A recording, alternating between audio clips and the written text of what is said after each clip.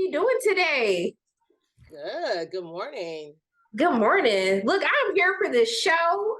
I get to see people who look like me saving the world and co-parenting. I am here for this. So look, I really love, both of your relationships, your characters' relationships in this series, because I do think that we need more positive representation of what co-parenting looks like.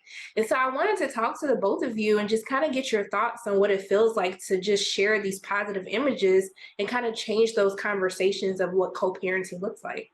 I mean, I'm not a parent yet. But the tension between Tess um and Laz, what is your character's name? Dad. Dad? I'm Dad. Just No, call me it's Dad. Terry. It's Terry. I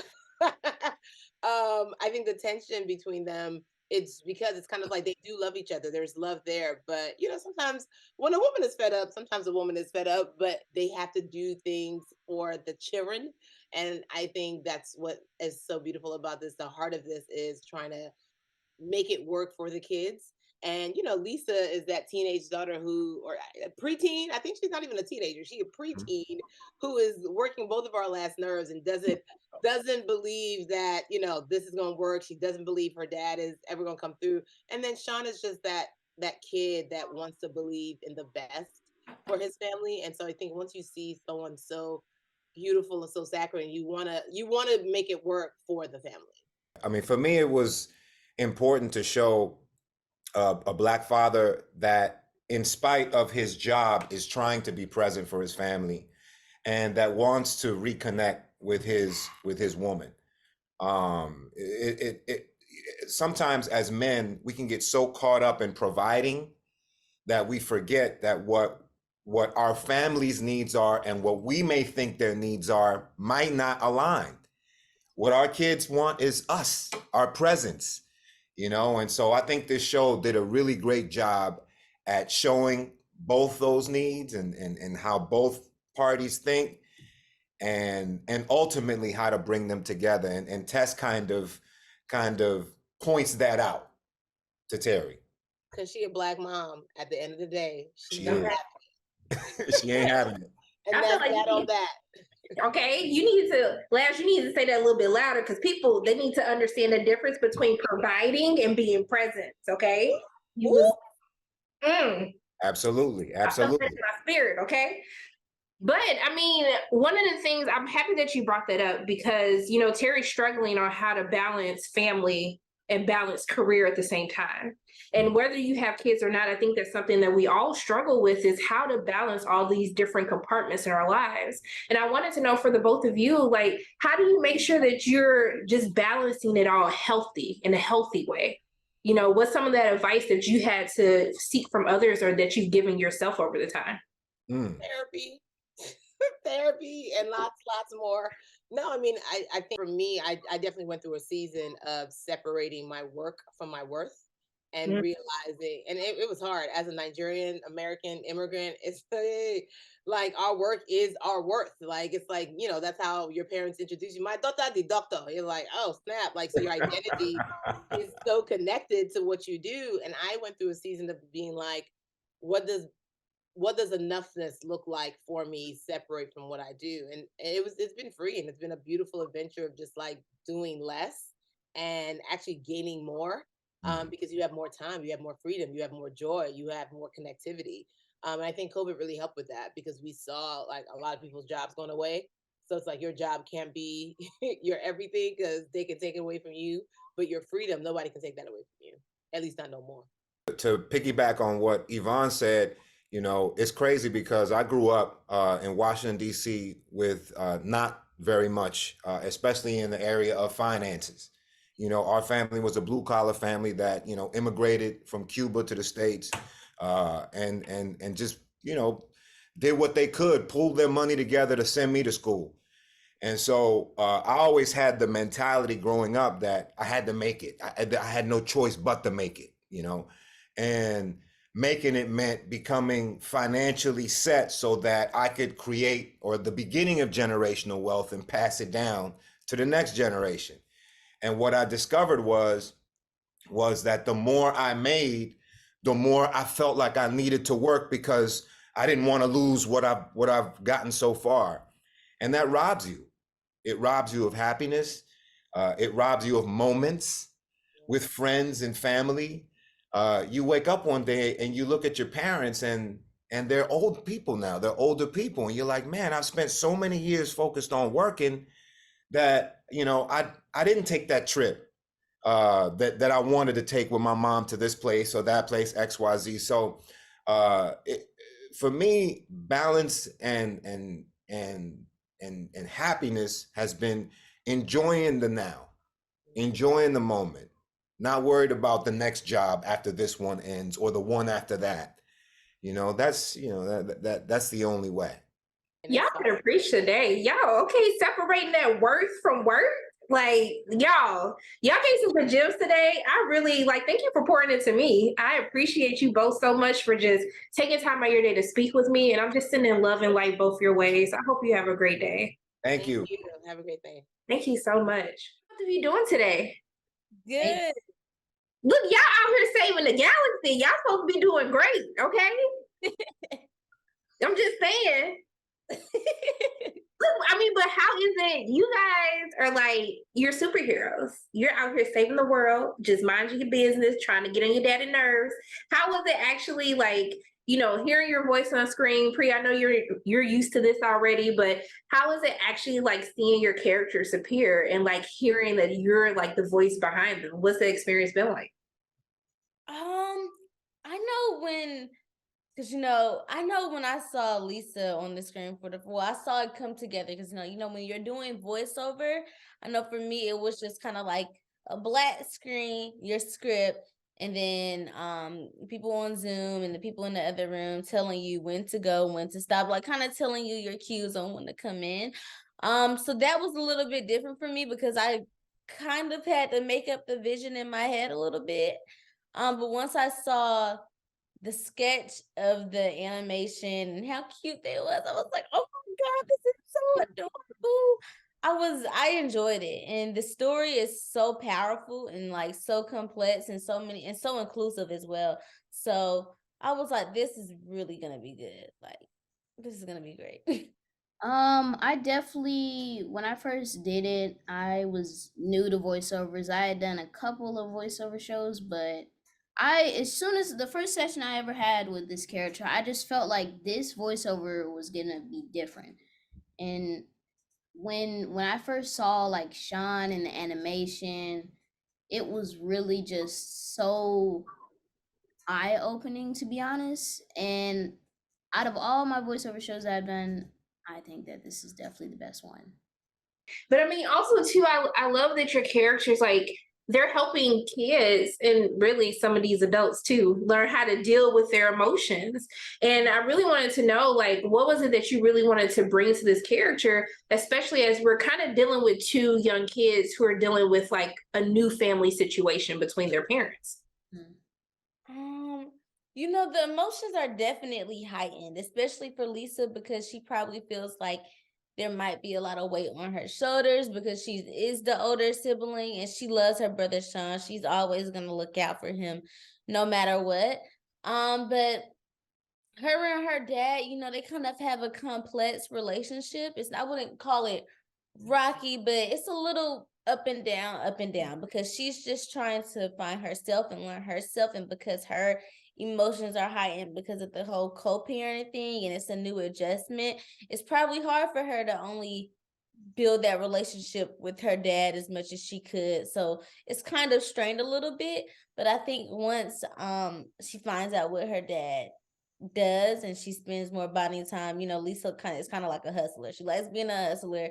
She's a total kid butt character. So once she finds out what her dad is doing and she taps into it more, it builds her and her dad's bond more stronger. It becomes stronger, and it's a family bonding lesson. Not a bonding lesson, but it's a good, unique family bonding moment in general. Yeah, I think I really like to add on to that because I felt like definitely Sean, especially with his dad leaving on his birthday and having to adjust with that, really having to put myself in that situation And knowing that Sean would like to go to Splash Town, it's really like he's feeling like kind of betrayed, you know, kind of hurt. But then when he finds out like his dad is basically a space hunter, a bounty hunter, it's literally, and I quote, "This is so much better than Splash Town." I feel like that can connect and build on the bond and make his strong bond with his dad even better.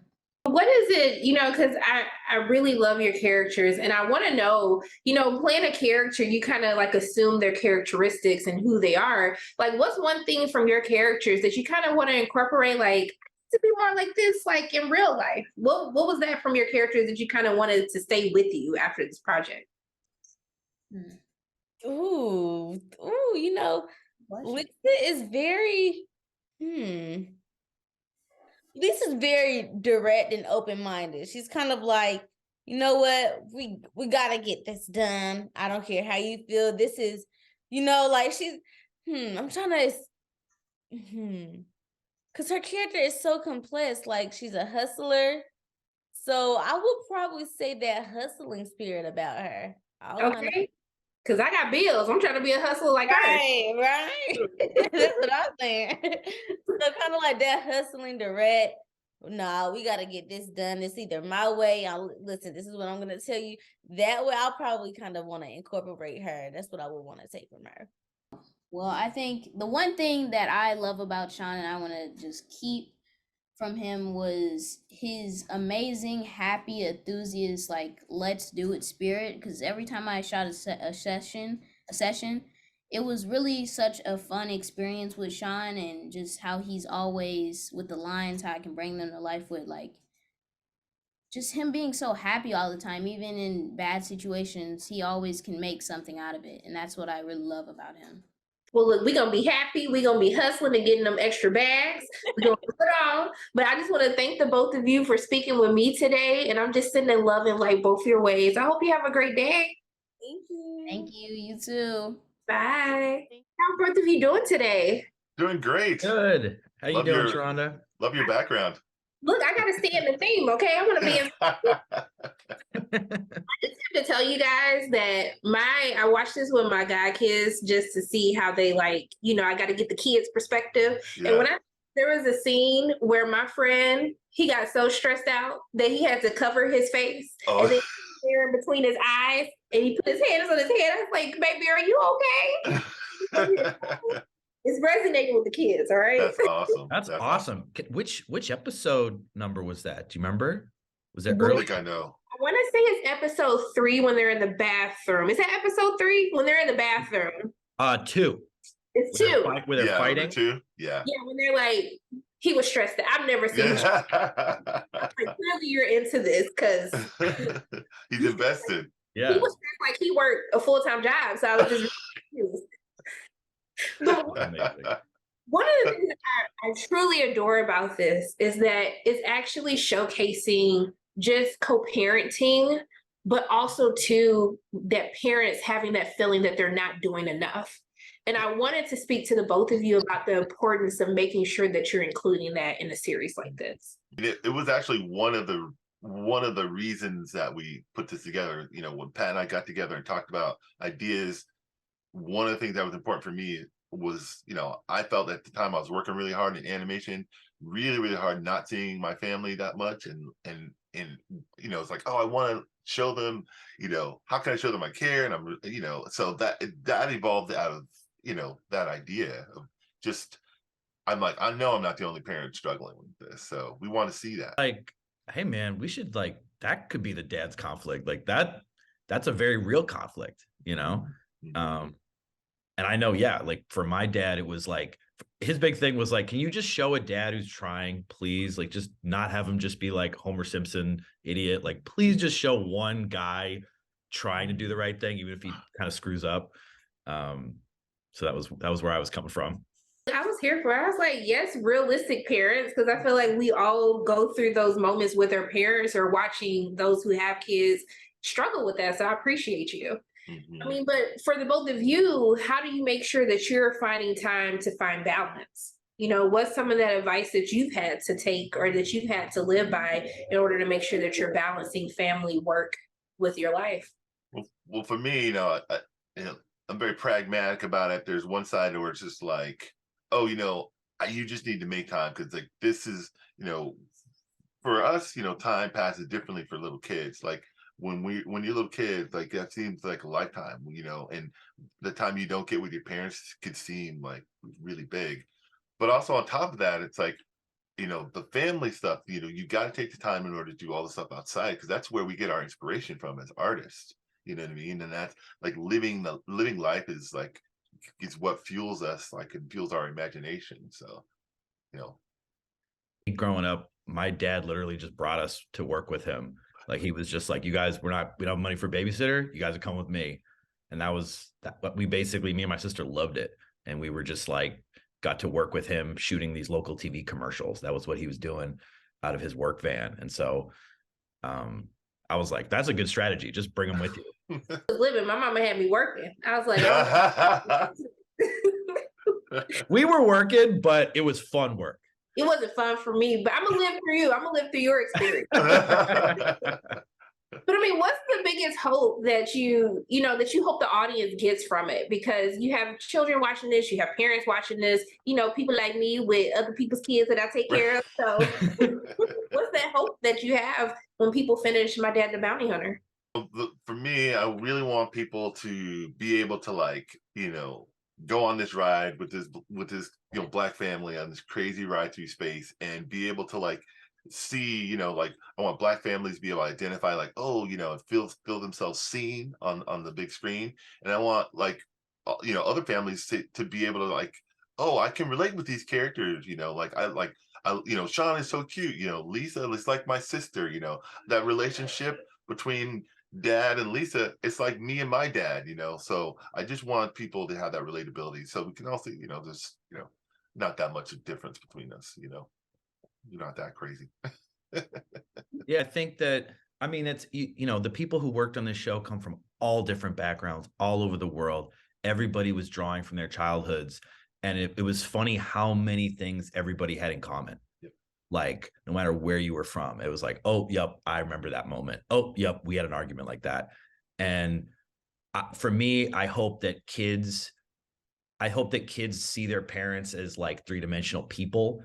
Like when you watch this, it's not like there's not really it's like they both have a point. You've watched the whole series, so you kind of know. Like, oh yeah, okay. Lisa has a point and dad has a point, and nobody's really wrong, but they have to figure something out. And to me, what I think dad has to figure out, without getting too much into spoilers, but it's one thing for us to say, oh, we're all about this. It's another thing when it kind of messes with our bag. And it's like, oh, that affects my paycheck, me doing the right thing.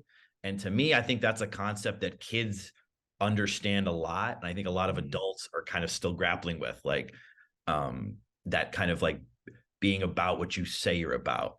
I love that. Look, I just want to thank the both of you for coming up with this series, for stressing my godson out. I thank you so much for taking time out of your day to speak with me. And I'm just sending love and light both your ways. I hope you have a great day. You too, Sharonda. Thank This you, is awesome. Sharonda.